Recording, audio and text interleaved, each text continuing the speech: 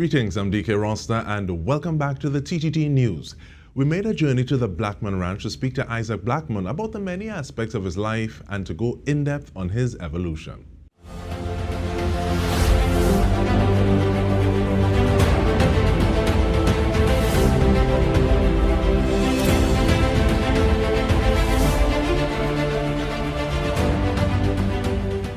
Thanks for joining us, Issaac. What goes through your mind when you see the moves your family is making, particularly Marge, who spent some time in India with Marshall? Yeah, man, amazing. Proud, happy.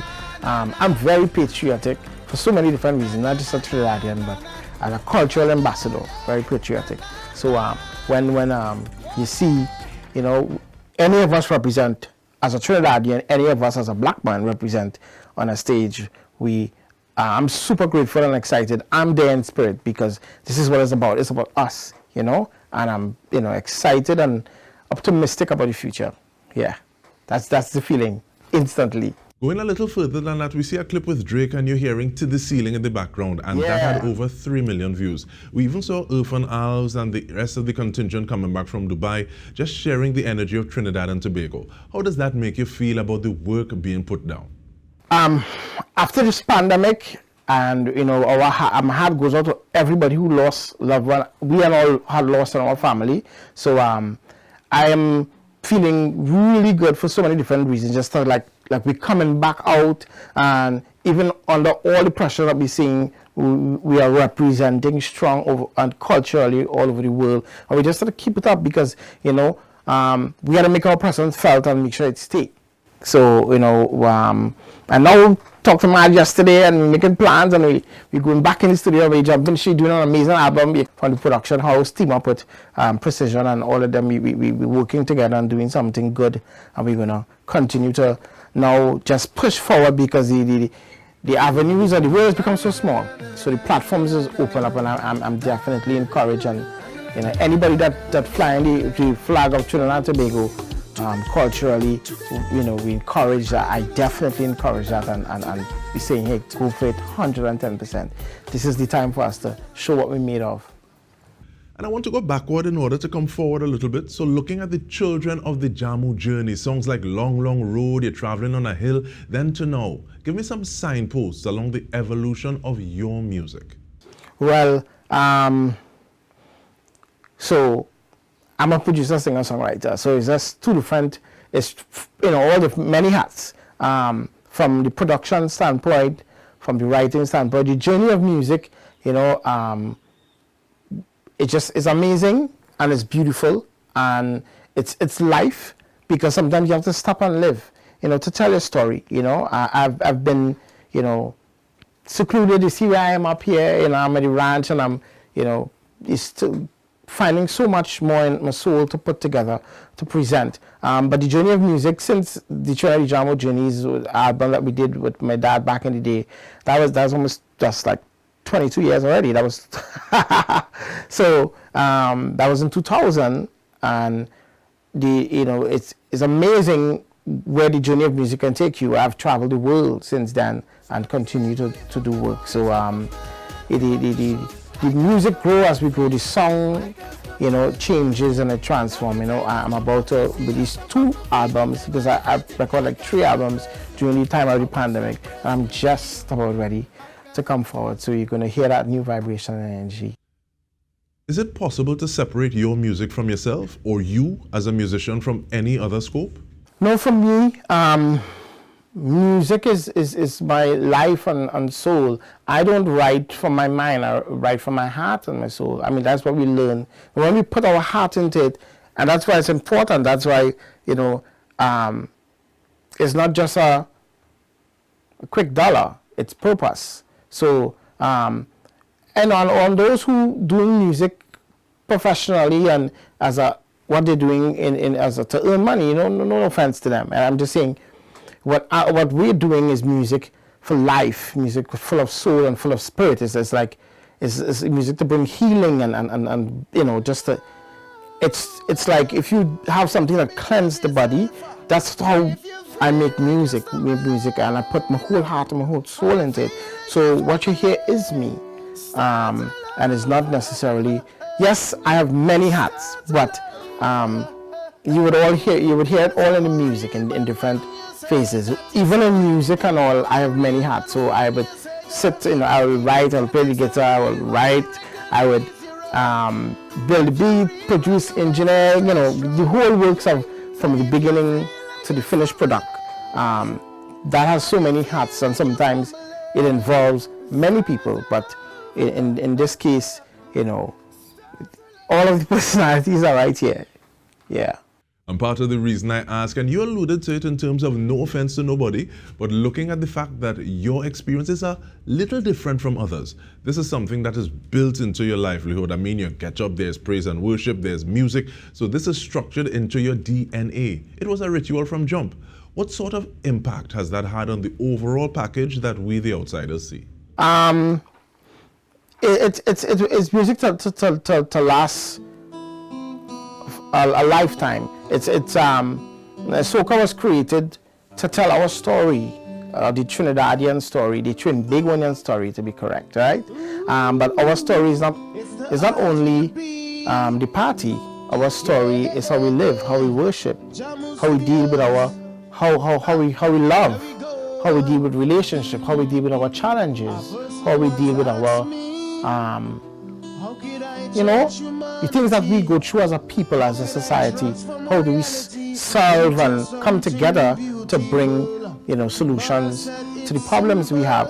The music is designed to tell that, and when you have music with such depth, now there's a lot of introspection, there's a lot of looking, it has a lot more meaning to it. So that's what it's created for. So my purpose is to make sure and tell our story about life. When you go home to the problems that you have, the music should go there with you alone. You can't just go and have fun in the party, and then when you go home, the songs doesn't take you on your journey. So this is the music that we create, and this is why it's so meaningful and full of heart and soul and spirit. And that makes me feel like you're answering the person who asked you, how do you treat with your music spanning sacred and secular? Yeah. At the end of the day, it's like the blessing of rain. I'm a farmer, and I put a lot of my energy into growing and developing plants and food, and I know what you put into it. So what you put into it, you put into your body. With music, what you put into your windows, which is your eyes, your ears, how you consume it helps shape your character. So the music caters for different things. So the music I do is to stimulate your spirit and to bless your life. So it's like rain. When the rain fall, it'll fall on one man ruffle. It'll fall on one area alone. It falls. So the music, when it falls, serves the purpose of all of that. At the end of the day, people can internalize things in the only way that they know how to. But the music is for everybody, and it's to spring life, just like how the rain would, and bring life and blessings to people. And I really like that analogy of rain. I remember one time it felt like a spiritual experience. I was in a party. The song was To the Ceiling, and I was very thankful for God for the piece of wine that was passing. And people could only express things in the way they know how to, So at the end of the day, it's just where your heart is, and it's like this. If you in need of something, sometimes, you want to buy a car, and you have your mind on this particular vehicle, and all of a sudden that is all you're seeing everywhere, because you need that. So, but it's there all the time. So for me, when somebody need guidance and just to find a way, the music is there, and all of a sudden they start hearing the words and the message in the music, because you need that at that point in time. And the regular Trinidadians, you just dance and have a good time. And that's basically it, And we return to the good time that we are having, going in depth on the evolution of Issaac Blackman. When we return, stay with us. Jesus is the Almighty. I come to tell everybody, you can buy salvation with money. So I give him heart and he receive me. So don't feel like if you see me jumping up in the air, say hey. Don't feel like if you see me hands them up in the air, say hey. Somebody, anybody, somebody first. Anybody,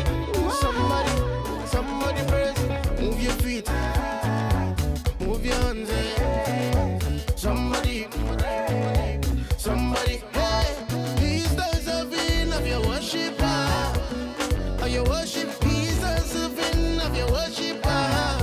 Let's just somebody praising you.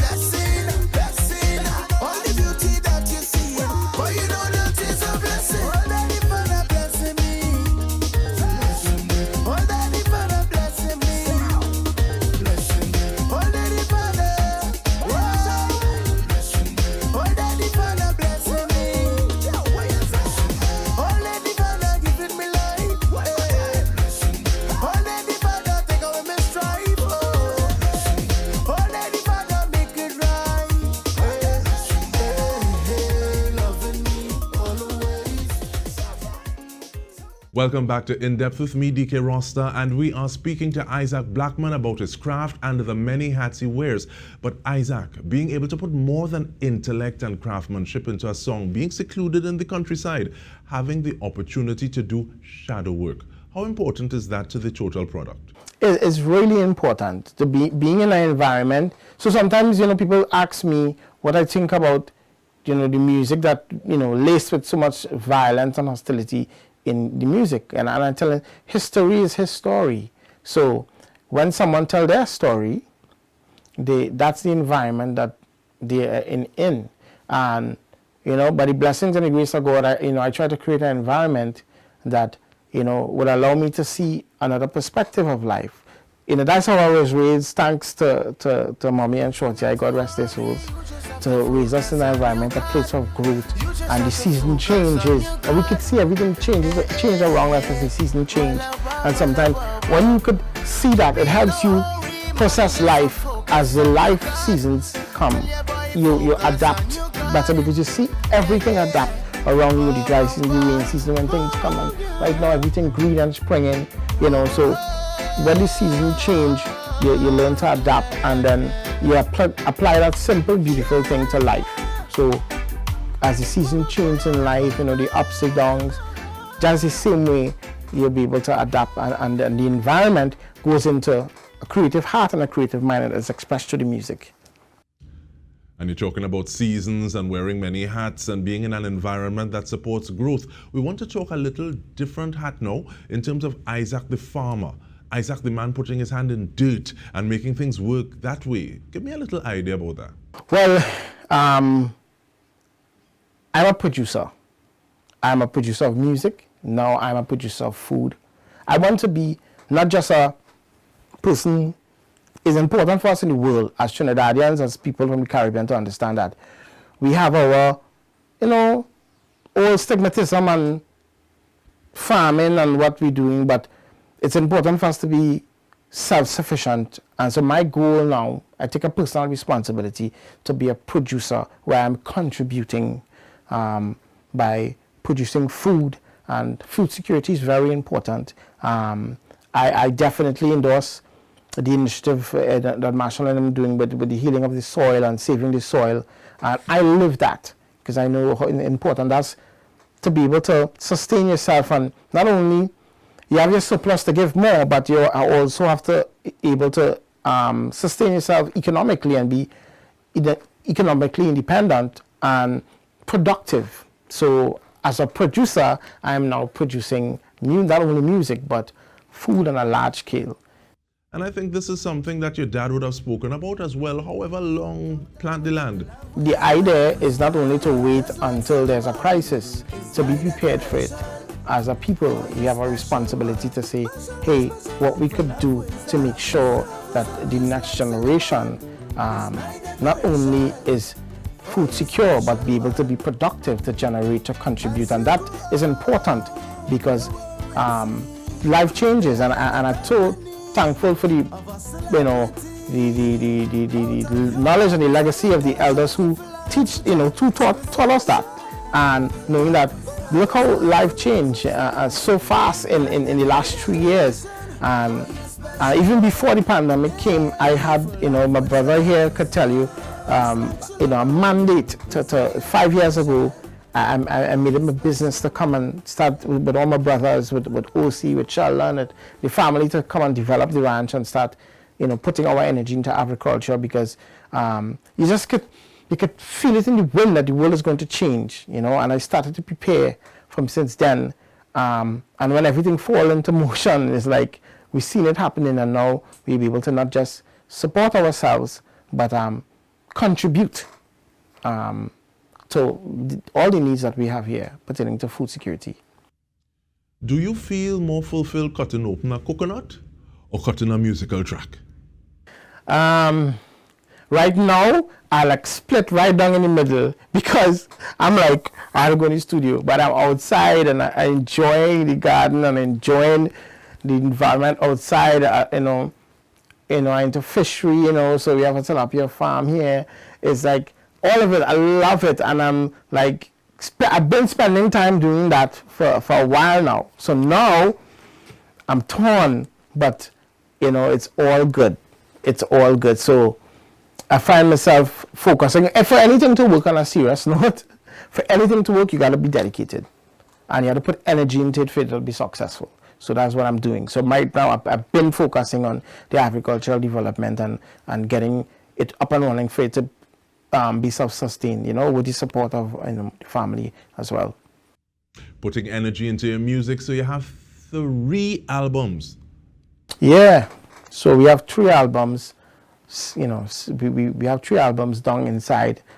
We're getting ready to release the first one, and the others will be the later part of the year, and early January of next year we'll be dropping the 3rd one.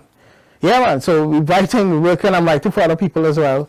So the energy and the music still, when the people when it gets to the people, they will feel what it is, But when everybody's enjoying it, the work is done, So I'm looking forward to that, and I'm very happy and feeling good in my spirit about what I've created so far.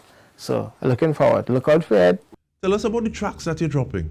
Yeah, so the first track I'm dropping is one called Countryman Come to Town, and it's also just my heart and my soul and my spirit, and saying about it's just reflecting my life now, and understanding that no matter where we go, it's like when a countryman come to town, you have that exciting feeling, everything is new, and everything is exciting, but you bring a fresh, innocent vibration to the table, plus a positive energy and a good vibes. So that's what it's about, Anyway, we touching on anyway, we come in your tongue and we taking over your tongue. Yeah. And give us a little idea about the ranch tours. All right, the Blackman Ranch. We here at the Blackman Ranch, and we have been quiet for a while because of the COVID. What we have is an amazing experience. We tell the story of the family, and then you could hit us up, Blackman Ranch, on Instagram. My sister Nihila Blackman does all the bookings for the ranch tours, and have an experience, music, food. My sister Abby Blackman caters. She has an amazing sweet hand, and Abby Blackman Kitchens cater for all the food that we used to, my dad and mom used to cook here that we grew up. It's a beautiful experience during the ranch tours. You get to see the whole environment, how we live, and our experience and what we share, this cultural history and the rich history that we have here as a family on the ranch, and that is part of the Blackman Ranch store. But you could go and hit us up on Facebook and Instagram and see what the ranch has to offer, and contact. You could message DMs the Blackman Ranch, follow Blackman Ranch, Jamo Studios as well. We inside Jamo Studios. Follow Jamo Studios. Follow me, Issaac Blackman, and Facebook, Instagram, and you will see what's happening with us. Yeah. Thank you, Issaac, for sharing your time, talent, and treasure with us. And thank you from the entire TTT News team. This has been In Depth with me, Dike Rostant. Thank you for joining us. I will never stop making sweet music.